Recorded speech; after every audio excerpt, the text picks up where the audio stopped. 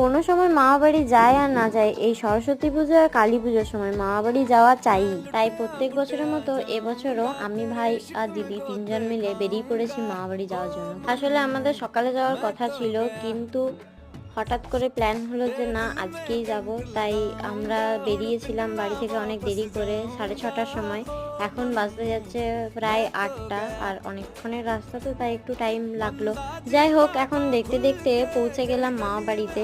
আর এই যে এটা হচ্ছে মামা বাড়ির এখানে পুজোর প্যান্ডেলটা আজকে ভালোভাবে দেখাতে পারলাম না, পরের ভিডিওতে ভালোভাবে দেখিয়ে দেবো। আর এই হচ্ছে প্রতিমা, কত সুন্দর হয়েছে তোমরা দেখো।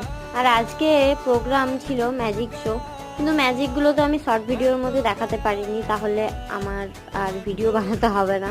যাকগে, আমি যখন বেরাচ্ছিলাম ম্যাজিক থেকে আমাকে ভূতে ধরেছিল। না না, আমাকে ধরেনি, আমি ভূতকে ধরেছিলাম। যাকগে, তোমরা যদি ভূতের সাথে ভিডিও দেখতে চাও তাহলে আমি এখন ভূত ধরি, আর তোমরা করো সাবস্ক্রাইব।